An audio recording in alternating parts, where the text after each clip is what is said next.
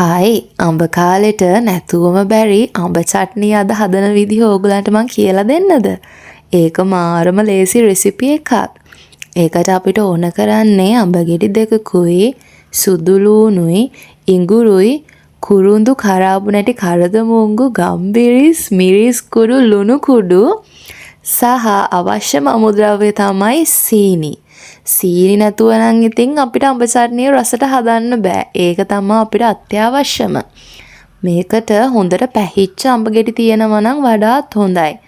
මගේ ගත්ත අඹ ගෙඩි දෙක නම් ලොකුවට පැහිලා නෑ. හැබැයි චට්නිය නම් රසට ආවා. මුලින්ම අඹ ගෙඩි දෙක හොඳට සුද්ධ කරගෙන කපා ගමු. අඹ ගෙඩිය කපන හැඩෙත් අපේ චට්නියේ රසට බලපානවා. මම නම් ආස අඹ ගෙඩිය මෙන්න මෙහෙම දිග අතට කැපුවාම තමයි චට්නිය හරියටම රහට එන්නේ. ඕගොල්ලොන්ට ඕන නම් මේක කොටු හැඩයට උනත් කපා ගන්න පුළුවන්. දැන් අපි කපාගත්ත අඹ ටික භාජනයකට දාලා ඒකට සීනි ටික එකතු කරගමු. ඊට පස්සේ ගම්බිරිස් කුඩු ටිකයි ලුණු කුඩු ටිකයි එකතු කරගෙන හොඳට මේක මිශ්‍ර කරගන්න ඕනේ. ඊට පස්සේ මේක හොඳට මික්ස් වුණාම අපි පැය භාගයක් විතර මේක වහලා තියමු. එතකොට මොකද දන්නවද වෙන්නේ? අඹ ටිකට හොඳට මේ සීනි ටික උරා ගන්නවා. පැය භාගයක් වගේ මේක වහලා තිබ්බාම හොඳටම ඇති. අඹ ටික වහලා තියලා අපි ඒකට ඕන කරන අනිත් ටික හදාගමු. බ්ලෙන්ඩ් එකක් අරගෙන අපි කුරුඳු කරාබු නැටි කරදමුංගු ටික හොඳට බ්ලෙන්ඩ් කරගන්න ඕනේ කුඩු වෙනකන්.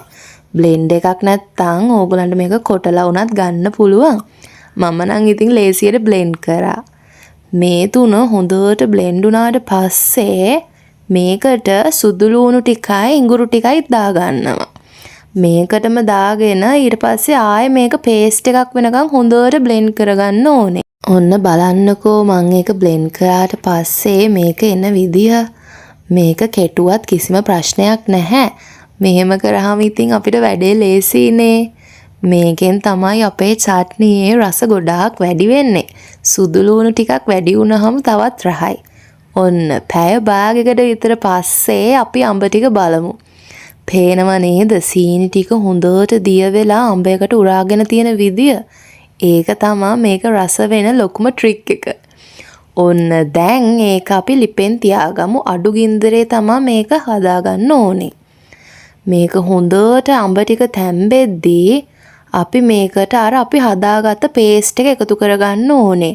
හොඳට මතක තියාගන්න මෙන්න මේ ගානට හොඳට අඹ ටික තැම්බුණාට පස්සේ තමයි අර අපි එකතු කරගන්නේ.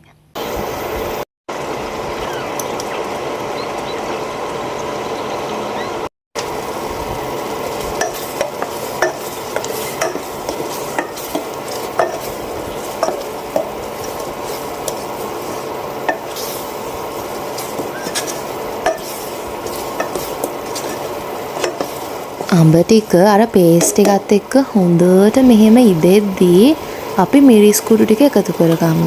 මම නම් හැඳි දෙකක් විතර පුරවලා දාගත්තා. මේක පොඩ්ඩක් සැර වුණාම තව රහයි. හැබැයි චට්නි ගොඩක් අය කැමති පැණි රසටනේ. ඒ හින්දා ඔයගොල්ලෝ මිරිස් අඩුවෙන් දාගන්න. මම නම් චුට්ටක් වැඩියෙන් දාගත්තා. මොකද අපේ ගෙදර අය කැමති පොඩ්ඩක් සැරට කන්න චට්නිය. මිරිස් කුඩු ටිකත් එකතු කරගෙන හොඳට මේක අඩු ගින්දරේ දැන් ඉදෙන්න දෙන්න ඕනේ. අඹ ටික ලස්සනට මේ විදිහට තැම්බිලා එන්න ඕන අන්තිමටම.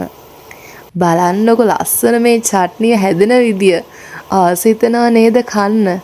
මම අන්තිමටම ගම්බිරිස් කුඩු පොඩ්ඩක් තව එකතු කරගත්තා. ඔන්න දැන් අපේ චට්නිය එක හරි. මම විනාඩි 10ක් විතර අඩු ගින්දරේ වහලා ලිපේ තියලා තිබ්බා. මෙන්න මේ පදමට ආවට පස්සේ හරියටම හරි.